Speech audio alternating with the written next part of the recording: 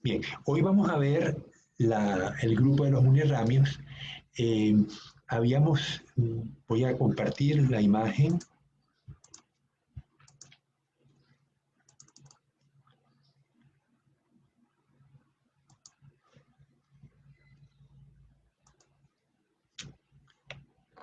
Dígame si la ven. Aún no, biólogo. Ahí sí, ya se puede Ahí sí. observar. Y ya se Ok. ve. Bien.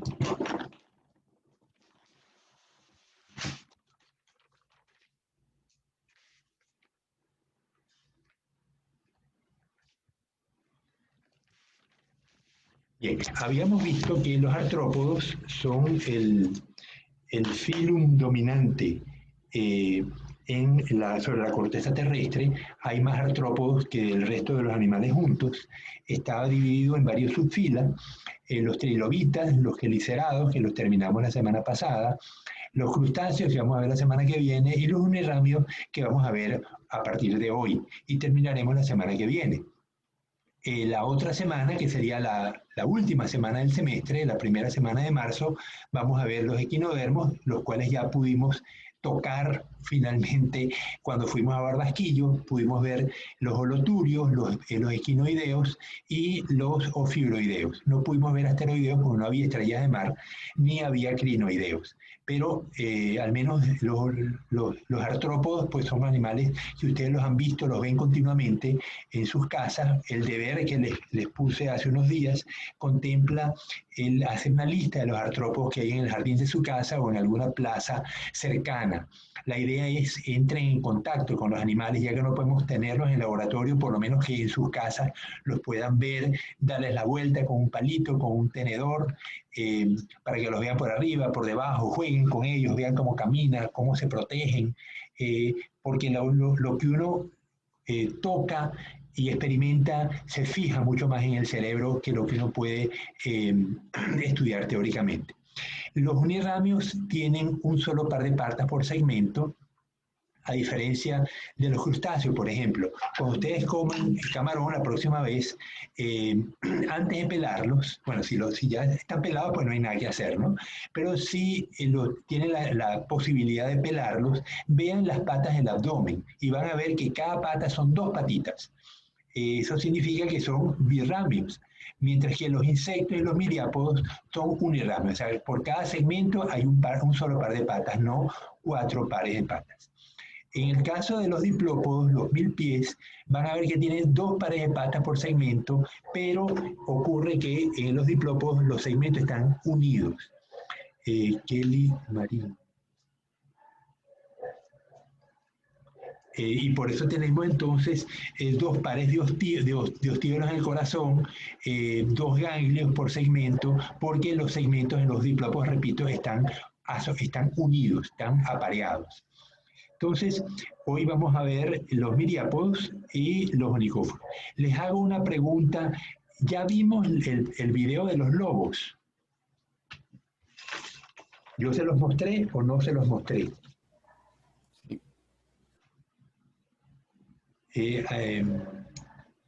Alguien que me responda, porque si no se los mostré, se los muestro, pero es que es necesario para el tema de hoy, porque estos animales que vamos a ver son depredadores, y justamente la importancia de los depredadores se ve perfectamente en el video de los lobos.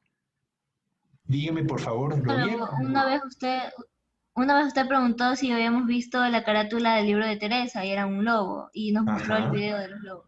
Así se los mostré. Ok. Sí. Entonces, vieron el papel que juegan los depredadores tope en la organización de las comunidades. Cuando los depredadores tope, como los lobos en este caso, se eliminan, los herbívoros eran controlados por los lobos, pues pasan a dominar el ambiente, ya que no tienen quien los controle, y empiezan los ambientes a perturbarse.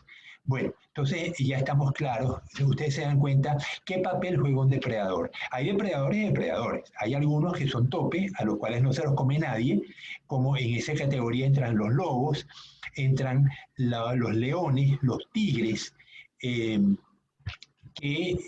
nadie come tigres, nadie come leones. El hombre sí los puede cazar, pero por otras razones. Entonces, esos depredadores tope juegan un papel fundamental en la organización de las comunidades. En este caso, tenemos los miriápodos, que es lo que vamos a ver hoy. Los miriápodos, aquí los tenemos. Arriba tenemos los diplópodos, abajo los quilópodos.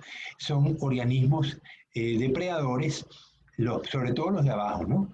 Los de arriba, los milpies, muchos son detritívores, o sea, comen material, materia orgánica en descomposición, igual que una lombriz de tierra en ese sentido. Pero algunos son depredadores también, usan los latoquilarios, que son un par de estructuras que ayudan a la masticación, y los usan para cazar, sobre todo pequeños organismos, larvas, pongamos larvas de mosca, ese tipo de cosas que son básicamente muy difíciles de que se defiendan. Entonces con los latoquilarios pueden capturarlos y despedazarlos y comérselos. En el caso de los pilópodos, lo vemos abajo, esas mandíbulas amenazantes evidentemente sirven para algo y ya les está indicando pues, que son animales depredadores. Esas mandíbulas además son venenosas. Entonces con el veneno pues matan a la presa y luego con las mandíbulas la desgarran y se la comen. Vemos el par de antenas bien robustas, mucho más robustas que las patitas, por ejemplo. Esas antenas pues van tocando el sustrato y les permiten pues caracterizar el ambiente donde se encuentran, ¿no? Entonces vamos a ver la morfología. Los insectos los vamos a ver, vamos a iniciar los insectos hoy y esto también lo vamos a ver hoy, los onicóforos. Entonces aquí tenemos los 4 grupos de la clase quilópoda, los escolopendromorfos, que son los más comunes, los geofilomorfos, el nombre se los dan, las primeras letras son el género. Geofilum es el grupo, el género, y le da origen al orden geofilomorfo. Los escutígera pues forman los escutigeromorfos y los litobios forman los litobiomorfos, ¿no? Vemos que se diferencian en algunas de sus características. Vemos que la estructura interna de los quilópodas pues tienen un par de antenas, las vimos en la primera foto, bien robustas. Tienen luego el maxilípedo, que es lo que les permite cazar. Tiene en la base del maxilípedo, aquí no está mostrada, hay unas glándulas venenosas que producen el veneno. Luego tenemos unas glándulas mandibulares que son las que producen la saliva, que permite que el animal ingiera el alimento con más facilidad. El intestino es bastante largo, está internamente, tiene una cubierta rígida, el tiflosol, que protege las paredes intestinales. Luego, al final del intestino, ven unos tubos que se ramifican, que no que se ramifican, sino que se enrollan. Son el tubo de Malpighi, el aparato que permite que este animal elimine las bases nitrogenadas. En el caso de los anélidos, habíamos visto que eran protonefridios. En este caso, el tubo de Malpighi pues, es un desarrollo posterior de los nefridios. Y a diferencia de las arañas o de los arácnidos, aquí no hay glándulas coxales. La coxa es lo que está en la base de las patas. Las arañas tienen 2 tipos de órganos, el tubo de Malpighi y las glándulas coxales. Aquí no hay glándulas coxales, solamente tenemos el tubo de Malpighi. Entonces, Cris Moreira. Ya voy anotando que nos están entrando porque para luego anotarlos en la asistencia. Ok, ¿qué más tenemos? Tenemos el sistema nervioso. Vemos que las antenas están inervadas directamente por el protocerebro. Eso ya cuando ustedes tienen en un organismo un nervio tan grande inervando una estructura, ya les está diciendo la importancia de esa estructura. En este caso, las antenas son órganos sensoriales fundamentales para este grupo de animales. Los ojos,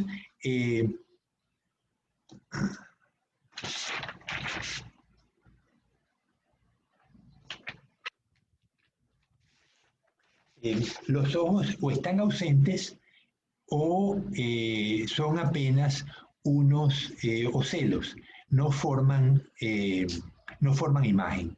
Estos animales suelen ser crípticos. La cutícula de este grupo de los miriápodos en general, los quilópodos, los diplopodos y los otros dos grupos que no vamos a ver porque son grupos muy pequeños, pierden agua con más facilidad que los insectos. Por eso estos animales no suelen estar a la intemperie, sino que suelen estar debajo de troncos, debajo de piedras, en la hojarasca, donde consiguen pues, las presas de las cuales se alimentan.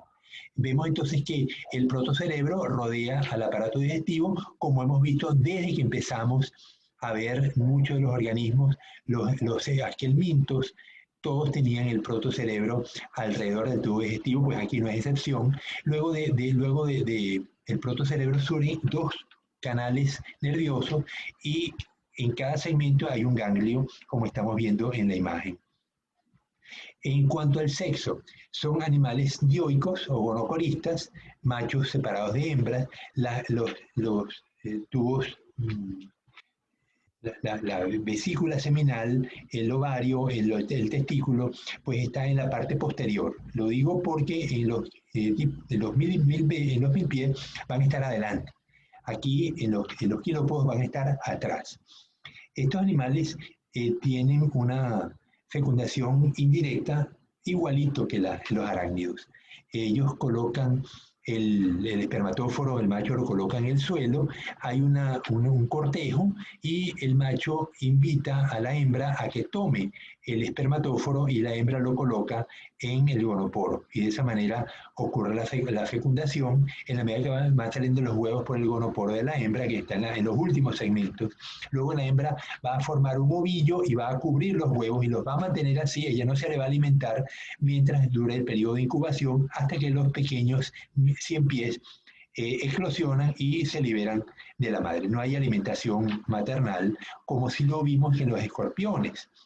La hembra escorpión lleva a los escorpioncitos en su parte posterior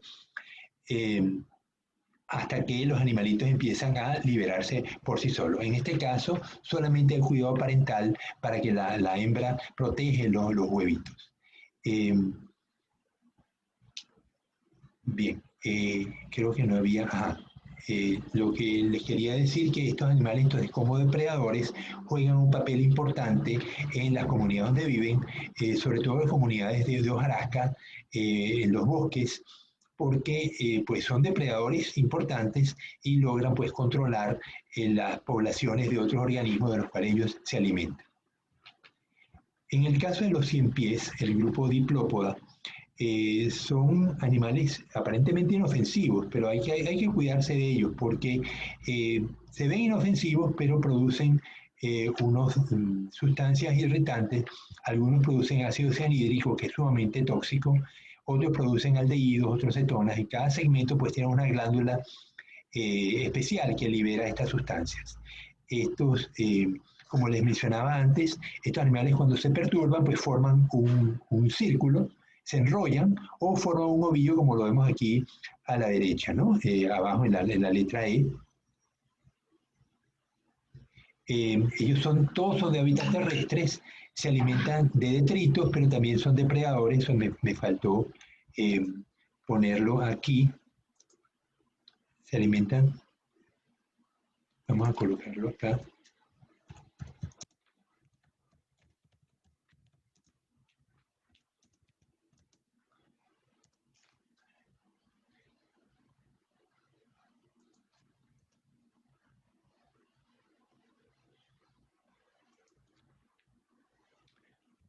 ¿Okay? Tienen el cuerpo dividido, a pesar de que no pareciera, tienen el cuerpo dividido en cabeza, tórax y telson, porque en la cabeza y en el telson no hay patitas, no hay patas ambulatorias. Los segmentos se fusionan de a pares y por eso hay 2 pares de patas y ganglios por segmento corporal. El natoquilario es una estructura, ya la vamos a ver, una estructura masticadora y surge de la función de las segundas maxilas. Tienen glándulas repugnatorias en cada segmento que pueden producir aldehídos, quinonas, fenoles y ácido cianhídrico que resulta repulsivo a depredadores e irritante a los humanos. Por eso hay que tener cuidado cuando manejemos milpies que aparecen indefensos, pero cuidado que pueden terminar con las manos irritadas. Aquí vemos la cabeza del pie. Esta mañana vi uno aquí en la puerta de mi casa vemos que los ojos son realmente ocelos, no forman imágenes y algunos no tienen ojos en absoluto. Pero sin embargo, el tegumento logra percibir intensidad luminosa. Estos animales son muy crípticos, suelen estar debajo en zonas oscuras. Si uno los expone a la luz, ellos tratan de esquivarla y esconderse debajo de objetos y irse a la oscuridad. Entonces vemos que la base de la mandíbula forma el natoquilario, que son estructuras en forma de gancho y les permite pues matar a las presas y abrir el cuerpo y separarlo en pedazos y comérselo, ¿no? O ingerir la materia orgánica en descomposición. Luego vemos la primera pata. Ellos, su respiración es por tráqueas, igual que lo vimos en los gilópodos. Estos animales pues respiran aire y tienen tráqueas. Habíamos visto que los arácnidos tenían el pulmón en forma de libro. Aquí eso no existe, solamente hay tráqueas, igual que vamos a ver en los insectos. Vemos aquí, bueno, la glándula salivar, que es la que permite pues, lubricar el alimento cuando pasa hacia el intestino. Vemos el cordón nervioso, que es los dos cordones nerviosos, igualito que lo vimos en los gilópodos, en la morfología interna es muy parecida a la que vimos en los gilópodos, solo que la parte gonadal está, ven el útero, ven que está en la parte, en el tercer segmento abdominal. Entonces, a diferencia de los gilópodos, los diplópodos tienen los órganos sexuales en la parte delantera. En este caso, la fecundación, no hay cópula, porque en este caso no hay cópula en estos animales, sino que hay una transferencia más directa del espermatóforo. El macho, para copular, no hay cópulas, insisto, solamente se coloca encima de la hembra y con las patitas del tercer par de patas funciona como un gonoducto, le coloca el espermatóforo en el gonoporo de la hembra. Y luego, pues, la hembra hace un nido y coloca los huevitos en el suelo. Ellos viven en los hojarasca. Estos animales tienen, obviamente, muchas patas. No tiene 1000 patas, pero tiene unas cuantas, ¿no? Puede tener 30, 40. Y cada segmento tiene 2 porque ya vimos que los segmentos estaban fusionados. Estaba leyendo en el libro que estos animales viven dentro de los hojarasca y están perfectamente acondicionados. Entonces, a vivir, a tener que apartar la hojarasca, las ramitas, las hojas, eso su cuerpo le permite atravesar ese ambiente de obstáculos gracias a la tracción que logran con tantas patas. Es decir, el hecho de que se haya desarrollado tal cantidad de patas tiene una justificación y los autores indican que tiene que ver con el hecho de vivir en el ambiente donde vive, como es la hojarasca.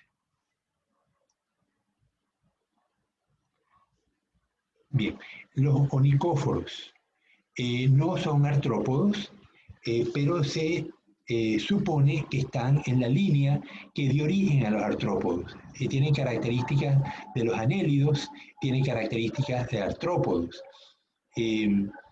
Aquí vemos estos animalitos quedaron introducidos al trópico, los hay en las islas del Caribe, en Colombia, Venezuela, es posible que en Ecuador también. Tienen pues un par de antenas, las antenas se parecen mucho a las que acabamos de ver en los quilópodos, tienen un par de ojitos, como lo ven allí en la imagen de arriba, en la base de la antena, y luego tienen una papila oral que obviamente tiene que ver con sensibilidad, con la percepción del ambiente. La mandíbula tiene unos lóbulos perimandibulares, o sea, lóbulos alrededor de la mandíbula, y un par de maxilas. Estos animales son depredadores, comen pues pequeños animales en el ambiente donde viven. Ellos viven igualito que si fueran los quilópodos. Están debajo de troncos en zonas húmedas. La segmentación se ve con mucha dificultad, salvo por las patitas. Las patas no están articuladas y parecen más bien unos parapodios de un nemato, de un anélido. Vemos que a diferencia del parapodio del poliqueto, aquí están orientadas hacia la parte inferior. eh, ellos tienen unas aberturas de la vesícula coxal que está asociada a la captación de agua. Los quilópodos y los onicóforos tienen esa particularidad. Ellos viven en ambiente húmedo y esa abertura de la vesícula coxal les permite captar agua directamente. No la beben, sino que la captan por allí. Vemos que el gonoporo está en la parte inferior, los sexos están separados y entiendo que ponen que no hay cópula tampoco. Aquí vamos a ver la estructura. Veamos la parte de la derecha, vemos la antena, el nervio anterior, el cerebro con los dos ojos, la papila oral, también inervada por el cerebro, una faringe, un esófago, el estómago, que termina pues en un ano, ¿no? Aquí la digestión pues ocurre en la primera parte del intestino. Vemos que luego tenemos un conducto de la glándula pegajosa. La manera como estos animales capturan sus presas es que a lo largo de los segmentos tenemos glándulas pegajosas que lanzan una sustancia a gran distancia. Piensen que estos animalitos yo no los he visto vivos, los he visto solamente preservados en alcohol y tienen unos 5 o 7 centímetros de longitud. Pero para capturar las presas, ellos lanzan un líquido que se seca al momento que sale de la glándula y puede llegar a 15 centímetros, o sea, 3 veces la longitud corporal, y capturan la presa de esa manera. La presa queda enredada en ese hilo que les lanzan y luego el animal pues la ingiere y se la come. Vemos el cordón nervioso ventral, eso sí es común, desde anélidos hasta los insectos. Vamos a ver que la parte inferior tiene el cordón nervioso, el doble cordón nervioso con ganglios en cada segmento. En la parte, los aparatos reproductores, el útero o el ovario, está en la parte inferior del animal, la parte trasera. Vemos el ovario, el oviducto.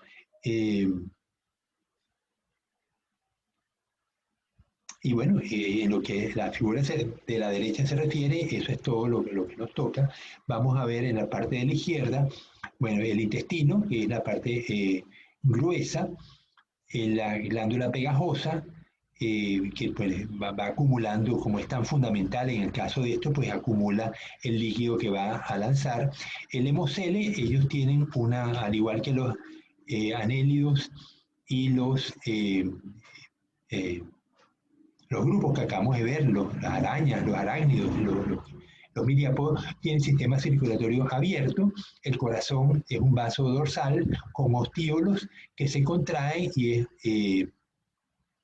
es abierto de adelante y atrás, de tal manera que la sangre fluye gracias a los movimientos musculares y a la contracción del vaso dorsal. Luego tiene músculos circulares, músculos longitudinales y músculos dorsoventrales. Eso le permite al animal, pues, complementar los movimientos de las patas con contracciones del cuerpo. El hemocele, pues, el aparato está lleno de líquido y eso, gracias a los movimientos musculares, esto funciona como un esqueleto hidráulico, igualito que veíamos en los poligetos. Vemos que tiene un nefridio, no tiene tubo de Malpighi, tiene nefridios como veíamos en los poliquetos. El cordón nervioso, pues un par de cordón nervioso en la parte inferior. Y bueno, vemos que el nefridio poro drena en la base de cada pata. Finalmente, para la clase de hoy, quería empezar, ya va, déjame ver que está entrando, Génesis Salto.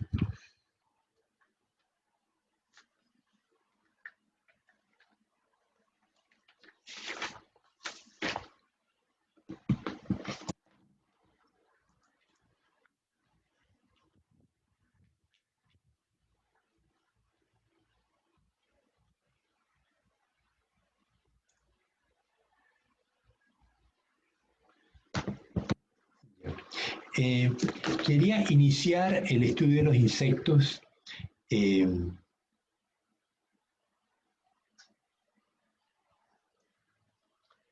Voy a dejar de compartir para pasar a Google Imágenes.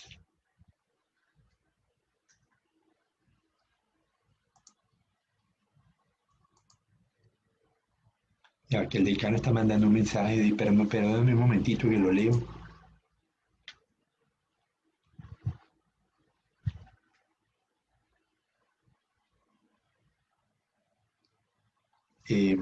Cónchale, el decano me está llamando que tengo que unirme a la reunión.